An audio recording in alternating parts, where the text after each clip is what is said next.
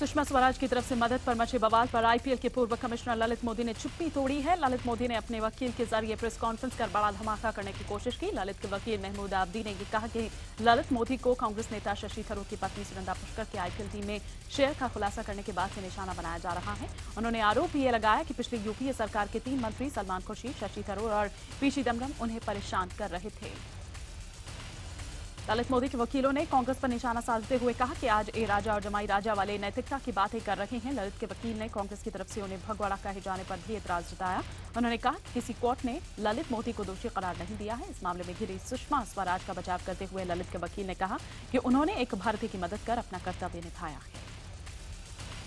ललित मोदी के वकील ने उनके खिलाफ ब्लू कॉर्नर नोटिस की बात को भी गलत बताया। उनके मुताबिक जब से ललित लंदन गए हैं वो ईडी और मुंबई पुलिस के संपर्क में हैं। ललित के वकील आब्दी ने कहा कि अप्रैल 2009 में ललित मोदी को दाऊद की तरफ से धमकी मिली थी। उनके मुताबिक तब बिना वजह सरकार ने उनकी सुरक्षा हटा दी थी, जिसकी वजह से ललित को लंदन जाना पड़ा और वहां के नियमों के तहत ही अब वो रह रहे हैं। ललित मोदी के मुद्दे पर कांग्रेस उपाध्यक्ष राहुल गांधी ने प्रधानमंत्री नरेंद्र मोदी पर सीधा हमला बोला और विदेश मंत्री सुषमा स्वराज को बर्खास्त करने की मांग की।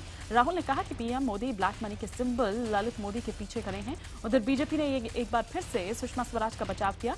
सुषमा की बर्खास्तगी की मांग को बेतुका बताते हुए बीजेपी ने कांग्रेस पर तिल का ताड़ बनाने का आरोप लगाया।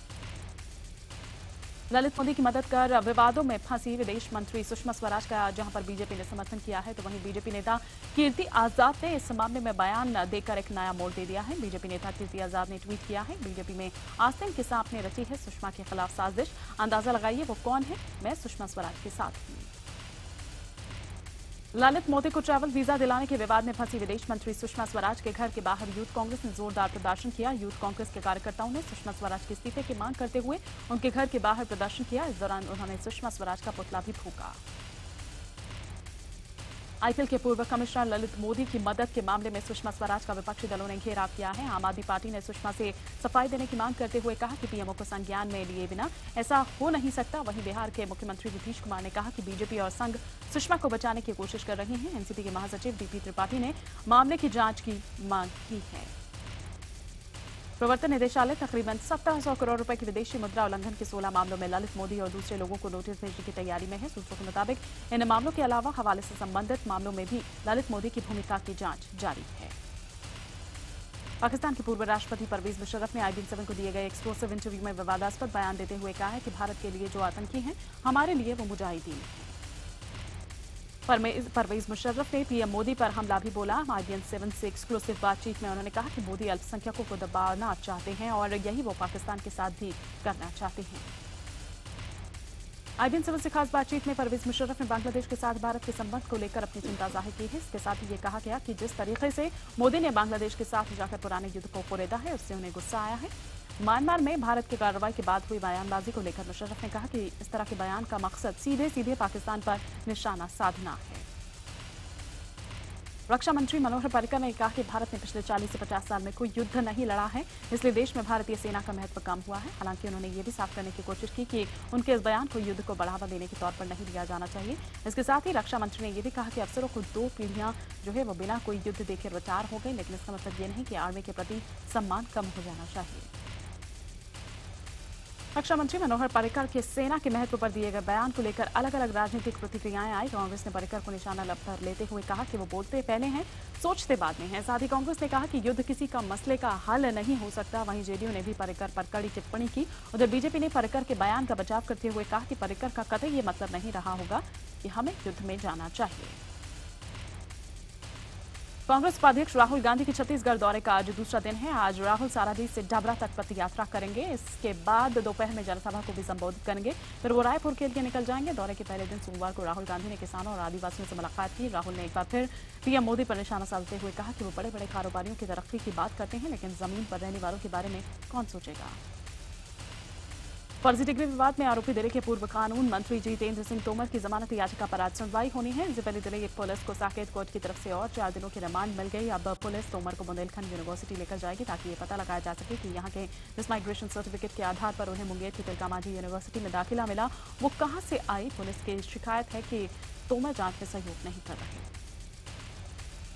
दिल्ली के उपराज्यपाल नजीब जंग के साथ चले आ रहे टकराव के बीच मुख्यमंत्री अरविंद केजरीवाल और मनीष सिसोदिया ने राजनाथ सिंह से मुलाकात की। दिल्ली के गृह सचिव और एसीबी चीफ को जो नियुक्ति है उसको लेकर उपराज्यपाल और दिल्ली सरकार के बीच पैदा हुए ताजा विवाद की पृष्ठभूमि में हुई मुलाकात के बारे में केजरीवाल और सिसोदिया ने कुछ भी कहने से इनकार कर दिया। वहीं राजनाथ सिंह ने भी ट्वीट करके केवल इतनी ही जानकारी दी कि केजरीवाल और सिसोदिया आज उनसे मिले।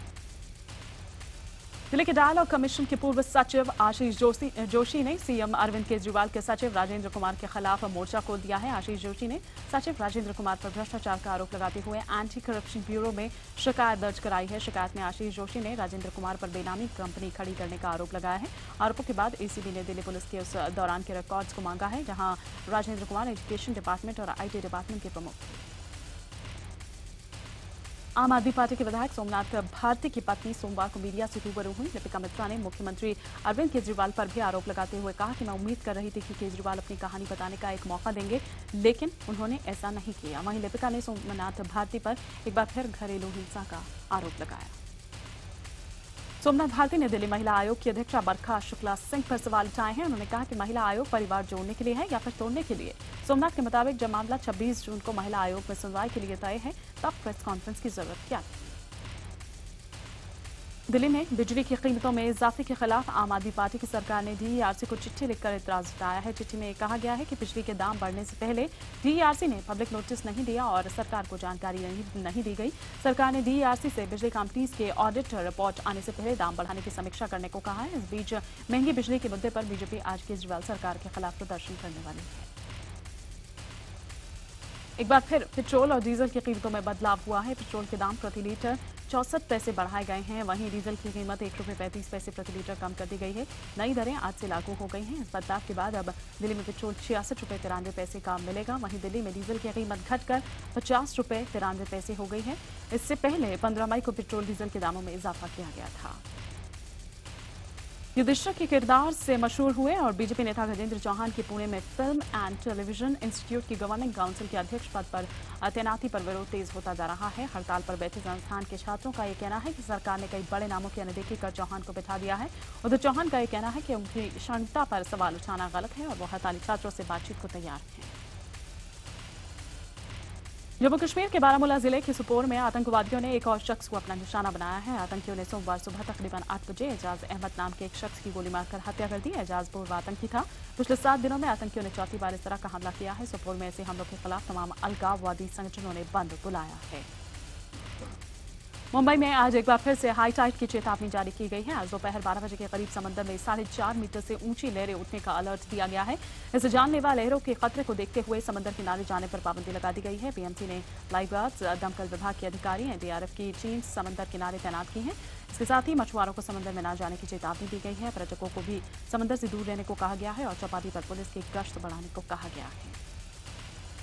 मौसम विभाग ने कैलाश मानसरोवर यात्रा के दौरान बारिश और जमीन खिसकने की आशंका जताते हुए सावधानी बरतने की सलाह दी है। मौसम विभाग ने 19 जून के बाद बारिश के आसार के चलते कैलाश मानसरोवर यात्रा मार्ग पर जमीन खिसकने की आशंका जताई है। आईटीबीपी और कुमायूं मंडल विकास निगम की टीम्स को अलर्ट पर रखा गया है। इस बीच विदेश मंत्री सुषमा स्वराज आज नाथुला के रास्ते कैलाश मानसरोवर जाने वाले भक्तों के पहले जत्थे को दिल्ली से रवाना करेंगी। वन रैंक वन पेंशन के मुद्दे पर दिल्ली में जंतर मंतर पर पूर्व सैनिकों ने भूख हड़ताल शुरू कर दी है। पूर्व सैनिकों की ये मांग है कि प्रधानमंत्री नरेंद्र मोदी ने इस सिलसिले में 1 साल पहले जो वायदे किए थे उन्हें फौरन पूरा किया जाए। ये कहा जा रहा है कि नाराज पूर्व सैनिक राष्ट्रपति को अपने मेडल वापस कर सकते हैं। शिया वक्फ बोर्ड को लेकर चल रहे विवाद के बीच शिया धर्मगुरु कल्ब जव्वाद ने लखनऊ में अपनी गिरफ्तारी दी। जव्वाद ने अखिलेश सरकार पर वादे पूरे नहीं करने का आरोप लगाया। उन्होंने ये भी कहा कि वक्फ बोर्ड का चेयरमैन बनाने में धांधली की गई। दरअसल कल्ब जव्वाद ने यूपी के कद्दावर मंत्री आजम खान के खिलाफ मोर्चा खोला हुआ है और पिछले कई दिनों से इमामबाड़े के बाहर प्रदर्शन कर रहे हैं। सूत्रों के मुताबिक 21 जून को होने वाले अंतर्राष्ट्रीय योग दिवस के कार्यक्रम को आतंकी अपना निशाना बना सकते हैं। सूत्रों की अगर माने तो हिजबुल मुजाहिदीन को 2 आतंकियों को दिल्ली पहुंचाने की जिम्मेदारी दी गई है। यही नहीं, 2 आतंकियों को अमरनाथ यात्रा को भी निशाना बनाने को कहा गया है। सूत्रों का यह कहना है कि सीमा पार से 4 आतंकियों की घुसपैठ कराने की कोशिश की जा रही है। इस बारे में खुफिया एजेंसियों ने गृह मंत्रालय को भी बता दिया है। सूत्रों का यह कहना है कि 1 जून को लश्कर, जैश और हिजबुल के आतंकियों के साथ मुंबई के मास्टरमाइंड हाफिज सईद की बैठक हुई, जिसमें इस हमले की पूरी साजिश रची गई। इंसाफ के लिए धरने पर बैठे पत्रकार जोगेंद्र ने परिवार जो है उसने धमकी दी है कि जल्द से जल्द अगर उन्हें न्याय नहीं मिला तो वो खुदकुशी कर लेंगे। पीड़ित परिवार ने सीबीआई जांच की मांग करते हुए पीएम मोदी से दखल की अपील की है। जोगेंद्र के बेटे का यह कहना है कि आरोपी राम मूर्ति वर्मा की तरफ से मामले को रफा दफा करने के लिए लगातार रिश्वत देने की कोशिश की जा रही है। शाहजहांपुर में पत्रकार जोगेंद्र की हत्या और बढ़ते अपराध को लेकर कांग्रेसी कार्यकर्ताओं ने इलाहाबाद में प्रदर्शन किया। कांग्रेसियों ने समाजवादी पार्टी के नेता रेवती रमन सिंह के निजी आवास का घेराव किया। इसी बीच कांग्रेस और समाजवादी पार्टी के कार्यकर्ताओं के बीच झड़प भी हो गई। उधर समाजवादी पार्टी से निकाले गए देवेंद्र पाल सिंह ने यह कहा कि अगर आरोपी नेता पर कार्रवाई नहीं की गई तो वो धरने पर बैठेंगे। बिहार चुनाव से पहले जनता परिवार में घमासान शुरू हो गया है। समाजवादी पार्टी की बिहार इकाई ने बिहार विधानसभा चुनाव में 27 सीट पर अपना दावा ठोका है। समाजवादी पार्टी ने लालू नीतीश पर मुलायम सिंह के नाम का सिर्फ इस्तेमाल करने का आरोप लगाया। इसके साथ ही कहा कि लालू नीतीश उनकी पार्टी की उपेक्षा करते हैं और उन्हें किसी भी बैठक में नहीं बुलाया जाता। छत्तीसगढ़ के कोरबा में राहुल गांधी के काफिले में जा रही कांग्रेसी नेता अजीत जोगी के बेटे अमित जोगी की कार हादसे का शिकार हो गई। हादसे में अमित जोगी सुरक्षित बच गए। अमित जोगी ने कहा कि एक साइकिल वाले को बचाने की कोशिश में उनकी कार पलट गई। सुप्रीम कोर्ट ने ऑल इंडिया पीएम की परीक्षा 2015 को रद्द कर दिया है और सीबीएसई को 4 हफ्ते के भीतर दोबारा परीक्षा कराने के लिए कहा गया है। कोर्ट के इस फैसले के बाद अभिभावकों ने खुशी जताई जो कि मामले को कोर्ट ले गए थे। उनके मुताबिक इस फैसले से उनके बच्चे का दोबारा विश्वास इस जरिए लौटाया है जिन्होंने दिन रात एक कर इसकी तैयारी की थी। आपको बता दें कि देश भर में 6 लाख से ज्यादा छात्रों ने पीएमटी की परीक्षा दी थी। परीक्षा के बाद छात्रों ने धांधली का आरोप लगाया था। बिहार के गया जिले में एक कार्यक्रम के दौरान पूर्व मुख्यमंत्री और हिंदुस्तानी आवाम मोर्चा के नेता जीतन राम मांझी ने एक बार फिर नीतीश कुमार पर निशाना साधा। मांझी ने कहा कि वो मुख्यमंत्री बने नहीं थे, बना दिए गए थे। मांझी ने कहा कि वो गरीबों के हित के लिए काम करना चाहते थे लेकिन उन्हें ऐसा नहीं करने दिया गया। बिहार के हाजीपुर में केंद्रीय मंत्री राजीव प्रताप रूडी ने नीतीश और लालू पर जमकर निशाना साधा। रूडी ने कहा कि नए गठबंधन के चलते जेडीयू और आरजेडी में विरोधाभास पैदा हो गया है और नीतीश के गठबंधन का नेता चुने जाने के बाद से बिहार में बीजेपी की सरकार बनना तय हो गया है। बिहार की सीतामढ़ी में पुलिस ने रंगदारी मांगने के आरोप में एक शातिर नाबालिग युवती को गिरफ्तार किया है। युवती पर आरोप है कि फोन के जरिए उसने एक व्यापारी से 10 लाख की रंगदारी की मांग की।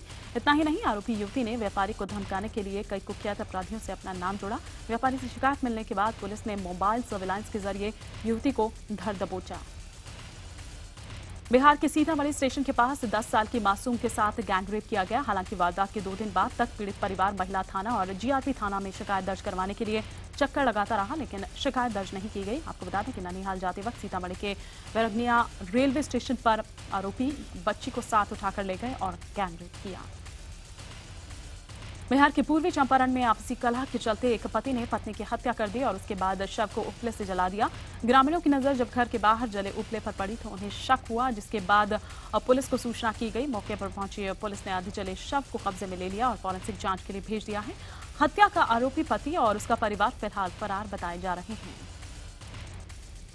उत्तर प्रदेश के मेरठ में प्रेम प्रसंग के चलते बीटेक के एक छात्र की हत्या की आशंका जताई जा रही है। इस मामले में युवती के परिवार के 4 सदस्यों के खिलाफ हत्या का मामला दर्ज कराया गया है। मध्य प्रदेश के जबलपुर में छेड़छाड़ की शिकायत नहीं वापस लेने पर युवती के परिजनों पर गोली चला दी गई। इस हमले में परिवार के 3 सदस्य गंभीर रूप से घायल हो गए। घायल युवकों को अस्पताल में भर्ती कराया गया है। युवती के परिवार ने यह आरोप लगाया है कि केस वापस लेने के लिए 1 महीने से लगातार जान से मारने की धमकी मिल रही थी, जिसकी शिकायत पुलिस से की गई थी लेकिन पुलिस ने कोई कार्रवाई नहीं की, जिसके चलते आरोपियों के हौसले बुलंद थे। राजस्थान के बाड़मेर में रोड रेज का एक खौफनाक मामला सामने आया है। बस और बाइक की टक्कर के बाद मामूली कहासुनी हो गई, जिसके बाद बस में सवार लोगों ने बाइक सवार की जमकर पिटाई कर दी। पिटाई के चलते गंभीर रूप से घायल युवक को अस्पताल में भर्ती कराया गया है। पुलिस की युवक की शिकायत के बाद मामला दर्ज कर लिया गया। उत्तर प्रदेश के गोंडा में लूट के इरादे से बदमाशों ने एक युवक को गोली मार दी और फरार हो गए। बताया जा रहा है कि पैसे नहीं मिलने के बाद बाइक सवार युवक को गोली मार दी गई। गंभीर रूप से घायल युवक का इलाज के लिए लखनऊ उसको रेफर कर दिया गया। 14 बार के ग्रैंड स्लैम विजेता राफेल नडाल ने विक्टर ट्रॉइकी को हराकर मर्सिडीज कप पर अपना कब्जा कर लिया। विंबलडन 2010 के बाद ग्रास कोर्ट पर ये नडाल की पहली ट्रॉफी है। नडाल ने 1 घंटे 27 मिनट में ही मुकाबला 7-6, 6-3 से जीत लिया।